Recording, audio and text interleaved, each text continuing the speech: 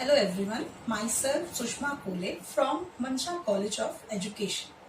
आज हम education technology and management के अंतर्गत unit 5 human resources of an educational system approach अर्थात शैक्षिक प्रणाली और प्रबंधन के मानव संसाधन, इस टॉपिक पर हम चर्चा करेंगे।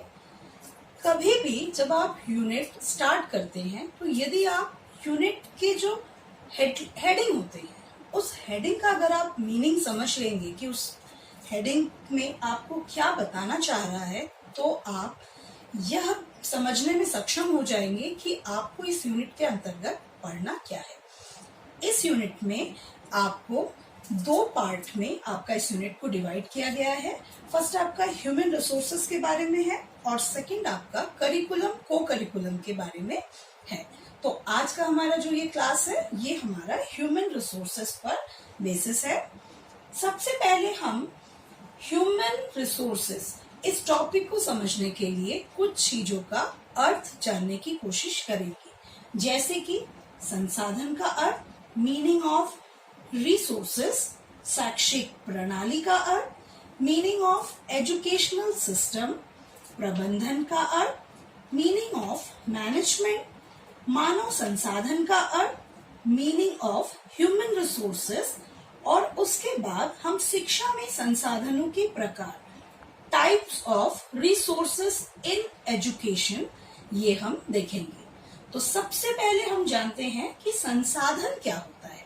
हमें ह्यूमन रिसोर्सेज पढ़ना है, मानव संसाधन पढ़ना है, परंतु यदि हम संसाधन क्या है यही नहीं जानेंगे तो हम आगे में इस चीज को समझ नहीं पाएंगे।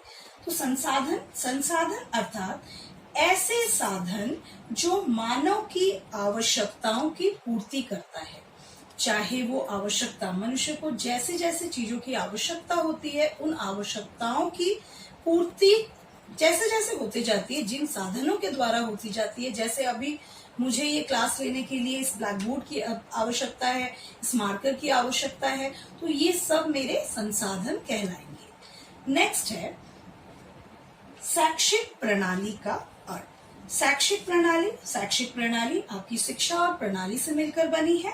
शैक्षिक प्रणाली अथवा शिक्षा में प्रबंध वह प्रक्रिया है जिसके द्वारा शिक्षा के निर्धारित उद्देश्यों की पूर्ति के लिए ऐसी परिस्थितियां निर्मित की जाती है जिसमें मानवीय स्रोत अपनी योग्यता क्षमताओं का पूरा प्रदर्शन कर सके। अर्थात शैक्षिक प्रणाली वह प्रणाली होती है जिसमें व्यक्ति अपने स्रोतों का, अपनी योग्यता का, क्षमता का पूरा प्रदर्शन कर सके। इसके बाद हम देखेंगे प्रबंधन का अर्थ, मैनेजमेंट, जो कि सुनने में बहुत ही जटिल सा शब्द लगता है। प्रबंधन, किसी चीज का मैनेज करना या मैनेजमेंट। प्रबंधन का अर्थ होता है संगठन में व्यक्तियों से कार्य कराना, अर्थात कि बहुत सारे समूहों को एक साथ संगठित करके व्यवस्थित रूप से उनसे बेस्ट कार्य या जो सबसे बेहतरीन उपयोग उनका है वो लेना। प्रबंधन जो है वो बहुत ही व्यापक शब्द होता है एवं उसका जो संप्रत्यय होता है वो बहुत ही जटिल होता है। इसके बाद हम देखेंगे मानव संसाधन का अर्थ। हमने जाना संसाधन क्या होता है, अब हम देखेंगे कि मानव संसाधन क्या है। मानव संसाधन अर्थात मानव संसाधन जो है वो दो, मानव की शारीरिक शक्ति या शारीरिक श्रम एवं मानसिक श्रम, इन दोनों के योग से मानव संसाधन बढ़ता है। अर्थात उत्पादन के कारकों में मानवीय श्रम एक प्रधान कारक होते हैं, जिसमें कि मानव का शारीरिक और मानसिक दोनों श्रम का समावेश होता है और वही मानव संसाधन कहलाता है। अब हम शिक्षा में संसाधनों के प्रकार, types of resources in education देखेंगे। शिक्षा में संसाधन के प्रकार, types of resources in education. संसाधन के प्रकार, वैसे तो बहुत सारे प्रकार होते हैं मानव निर्मित, प्राकृतिक, परंतु हमें शिक्षा में संसाधनों के प्रकार देखना है, जो कि मुख्यतः दो भागों में बटा होता है। सबसे पहला भौतिक संसाधन, फिजिकल रिसोर्सेस, एंड सेकेंड मानव संसाधन, ह्यूमन रिसोर्सेस। स्कूल में, हमारे स्कूल बिल्डिंग के अंदर में कौन कौन से भौतिक संसाधन होते हैं और कौन कौन से मानवीय संसाधन, वो हमें पहचान करना बहुत आवश्यक होता है। भौतिक संसाधन के अंतर्गत आपका विद्यालय भवन, वित्त सामग्री, उपकरण, फर्नीचर तथा अन्य उपकरण शामिल होते हैं।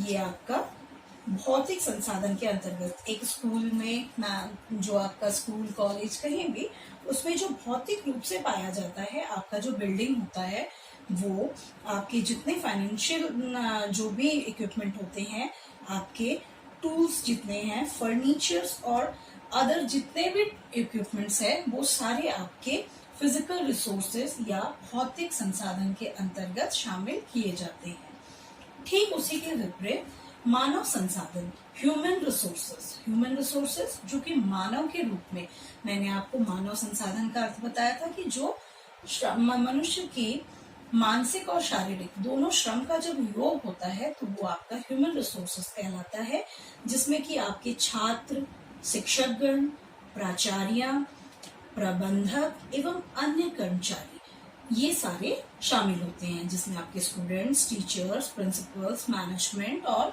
अदर जितने भी वर्कर्स हैं जो आपके स्कूल कॉलेजों में वर्क करते हैं, वो सारे आपके ह्यूमन रिसोर्सेस के बारे में उसके अंतर्गत आते हैं। अब हम अपने नेक्स्ट आगे के क्लास में ह्यूमन रिसोर्सेस या आपके स्कूल प्रणाली के भीतर और बाहर के जो संसाधन है, आपके resources with in and outside the school system, ये देखेंगे, तथा हम आइडेंटिफिकेशन, कैसे आप पहचान कर सकते हैं मानव संसाधन की, इस विषय में हम आगे की क्लास में चर्चा करेंगे। तब तक के लिए नमस्कार।